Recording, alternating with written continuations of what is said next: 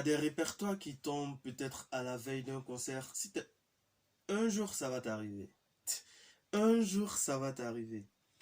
Tu seras là, ils vont te dire que, bon, tu sais, demain, on doit jouer dans tel endroit. Voici le répertoire, tiens.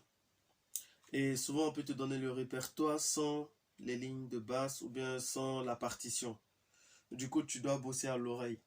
Et si tu dois bosser à l'oreille, voici quelques conseils qui vont t'aider tout au long de ta carrière. Cette vidéo-là, enregistre-la quelque part parce que un jour, elle te sera utile. Si aujourd'hui, tu es encore un jeune bassiste, va sur mon site, clique quelque part là-bas et cherche à acheter une formation, mec.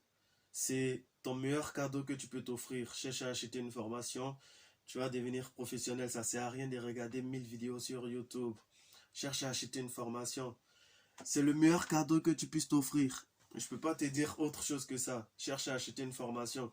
Sinon, le temps que tu es en train de perdre à regarder des vidéos que tu ne comprends pas, mec, ça coûte plus cher que l'argent que tu vas dépenser aujourd'hui. Bon, ça c'était une parenthèse, mais cherche à acheter une formation. Ok, tu vas, que ce soit une formation de chez moi ou bien d'un autre bassiste, peu importe, mais cherche à acheter une formation pour te former. C'est important, sinon tu vas tourner en rond. Bon, on revient à notre sujet du jour. Si tu n'as pas assez de temps, mais tu dois bosser une chanson, tu dois bosser au moins 17 chansons, et que tu n'as pas assez de temps, tu dois reproduire les chansons telles qu'elles ont été envoyées. C'est-à-dire, toi, tu es un bassiste. On se dit que si on fait appel à tes services, c'est qu'on attend un certain rendu de ta part. On se dit que tu as le niveau qu'il faut. Donc du coup, on s'attend à un rendu pratiquement identique à l'original. Voici ce que tu dois faire si tu n'as pas assez de temps et que tu es dans ces problèmes-là. Pour ne pas dire dans... Ok, tu comprends. Si tu es dans cette situation-là, tu auras besoin de quelque chose comme ça. Un bloc-notes. Ah, moi, le mien, je le maltraite trop parce que je l'utilise beaucoup. Et puis, quand je le mets dans ma guitare basse, il est toujours plié. Ne faites pas comme moi. Ok? Tu auras besoin de quelque chose pour noter tes chansons. Tu vois, là, c'est plusieurs chansons que j'ai bossées. Je note, il y a toujours des notes. Oh là là, tu as vu, ça tombe. Il y en a toujours. Il y a plusieurs notes, tu vois. Il y en a que des notes, des notes, des notes, des notes, des notes de plusieurs chansons. Excuse-moi, il y a quelque chose qui est tombé là. Donc du coup, tu auras besoin de quelque chose pour noter. Ça, c'est la première chose. Ça, c'est la première étape. Il y a des gens qui sont bons. Il y a des gens qui mémorisent facilement. Si tu es dans ce cas-là, Dieu merci, c'est une chance pour toi. Mais si tu sais que tu es comme moi, tu as trop de choses dans la tête. Tu dois t'occuper de plusieurs choses. Tu es responsable de plusieurs trucs. Mec, tu as besoin de quelque chose pour noter. Ok? Donc, une fois que tu as ton bloc-notes, qu'est-ce que tu vas mettre dans ton bloc-notes? Ah, c'est ça la partie la plus importante. Tu as besoin de quelque chose pour noter maintenant. Prends un cahier, prends un stylo pour noter tout ce que je vais te dire. Parce que je vais parler un peu rapidement et ça risque de te perturber. Du coup, regarde cette vidéo aussi plusieurs fois pour ne pas te perturber. Ok, première chose. Tu as ton bloc-notes, on est d'accord là-dessus. Donc, première chose, tu dois connaître les différents éléments qui constituent une chanson. Une chanson, elle est constituée par l'introduction. Elle est constituée par le corps du morceau, les différentes transitions et l'outro. Puisque tu n'as pas assez de temps, tu dois chercher à maîtriser l'introduction. Parce que tout le monde t'attend sur l'introduction. Tu dois chercher à maîtriser l'outro, c'est-à-dire la fin de la chanson. On t'attend aussi là-dessus, pour ne pas que ce soit brut. Et après, tu dois maîtriser les différentes transitions. Donc, les trois choses sur lesquelles tu dois d'abord commencer à travailler, ce sont l'introduction, l'outro et les différentes transitions. Je reprends. Tu dois travailler d'abord. C'est la loi de Pareto. Si tu te concentres sur 20%, tu auras les 80%. Si tu te concentres sur 80%, tu auras seulement que 20%. Donc du coup, Mec, concentre-toi sur les 20% qui vont faire tout le travail, qui vont te permettre d'avoir toute la chanson. Bosse l'introduction, bosse l'outro et bosse les différentes transitions. Parce que ce sont les parties les plus difficiles de la chanson en fait.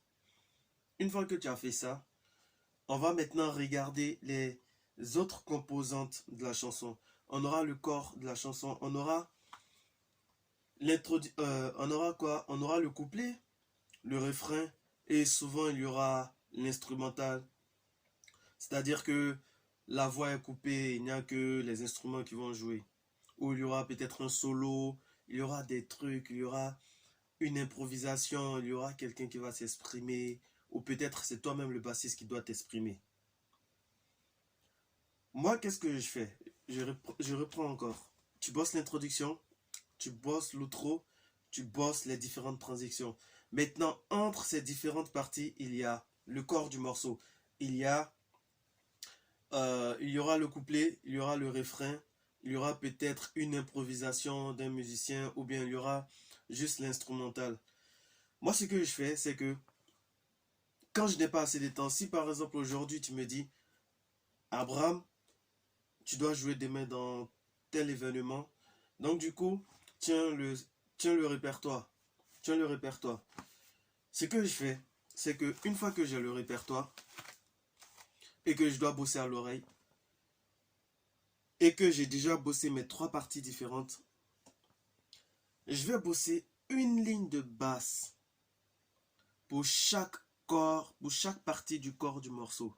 C'est-à-dire, je vais bosser une seule ligne de basse pour le couplet, une seule ligne de basse principale pour le refrain et une seule ligne de basse principale pour, je vais dire quoi, pour l'ambiance, pour l'instrumental ou pour l'improvisation. Si c'est pas moi qui fais l'improvisation, je vais bosser la ligne de basse qui est contenue juste en dessous. Ok? J'espère que tu me suis. C'est pourquoi je t'ai dit prends quelque chose pour noter et regarde cette vidéo plusieurs fois. Je suis obligé de répéter la même chose pour ne pas te perdre.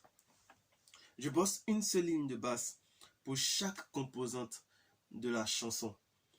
Maintenant, en bossant la ligne de basse, je vais me rendre compte qu'il y a certains détails comme quelques feelings, le bassiste joue. Ça, ce sont certains détails. Ces détails-là, je vais les travailler seulement que si j'ai énormément de temps pour bosser. Mais si je n'ai pas assez de temps, je vais me contenter juste de bosser les lignes de basse principales. Et après, moi-même, je vais ajouter mon propre groove là-dessus. Je vais ajouter mes propres petites improvisations, mes propres solis pour donner une couleur à la ligne de basse qui existe déjà. Ça, si tu le fais, tu vas gagner beaucoup de temps. Maintenant, avant de te laisser, quand tu as fini de noter, note de manière claire, introduction, corps du morceau 1, transition, corps du morceau 2, si tu veux tu mets un couplet, tu mets un refrain, ça dépend de toi. Moi je mets partie 1, partie 2. C'est ce que moi je fais pour marquer, parce que souvent tu sais pas si c'est le couplet ou bien si c'est le refrain. Il y a des chansons qui sont assez spéciales. Donc du coup, moi, je mets partie 1, partie 2. Quand il y a un changement, si la partie 1 revient encore, je vais écrire partie 1. Et quand j'écris partie 1, s'il n'y a pas de variation dans la partie 1, si elle n'est pas différente de la première partie 1, bah, je laisse ça tel que je mets juste partie. Bon, ça c'est ma manière de noter. Après, je ne vais pas t'imposer ma manière de noter. Mais je t'ai dit que tu peux gagner du temps si tu travailles tel que je te l'ai dit. Je reprends, tu bosses l'introduction, tu bosses l'outro, tu bosses les différentes transitions. Certains vont appeler ça break, certains vont appeler ça solo, je sais pas. Ou bien phrasé, certains vont appeler ça comme ils veulent. Mais tu bosses les différentes transitions. S'il y a une improvisation et que c'est toi qui fais l'improvisation, tu vas bosser. Là, tu es obligé de bosser.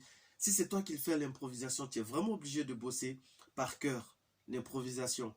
Mais si c'est pas toi qui fais l'improvisation et que tu dois juste te contenir et te contenter de soutenir, alors bosse une partie, bosse une ligne de basse principale Pour le couplet, une ligne de basse principale. Pour le refrain, une ligne de basse principale. Pour l'ambiance, pour l'instrumental. Tout qu'on fait dans une chanson, c'est toujours le couplet, refrain, couplet, refrain, couplet, refrain, couplet, refrain, refrain, couplet, couplet. C'est toujours ça qui tourne. Maintenant, s'il y a un bridge, tu sauras, tu vas marquer bridge et tu vas noter ça comme ça aussi. Ok? Maintenant, une fois que tu as fait tout ce travail et que t'as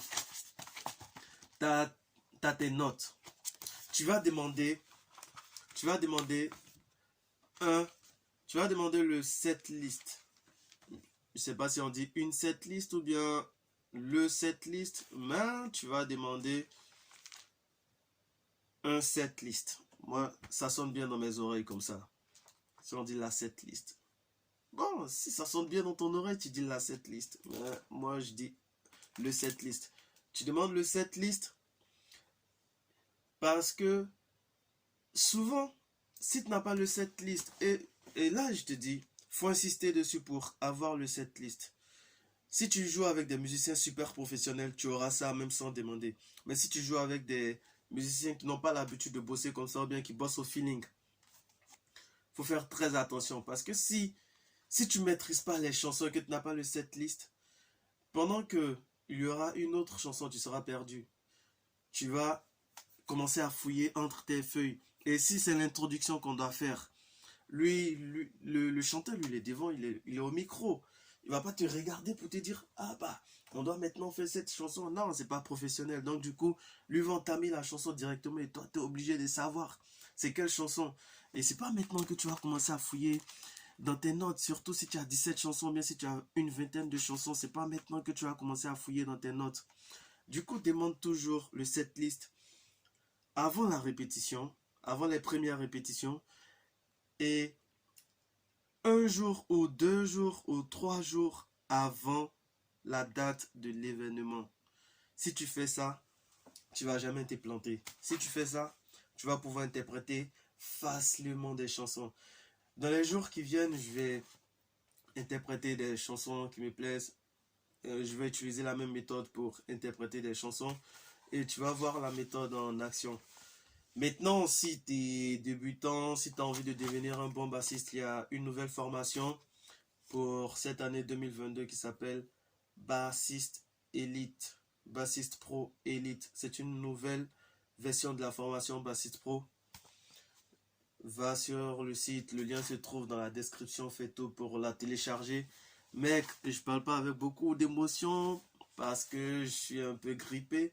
Mais va juste en dessous et puis tu télécharges la formation. On se retrouve de l'autre côté. Si tu as envie vraiment de devenir un pro, forme-toi.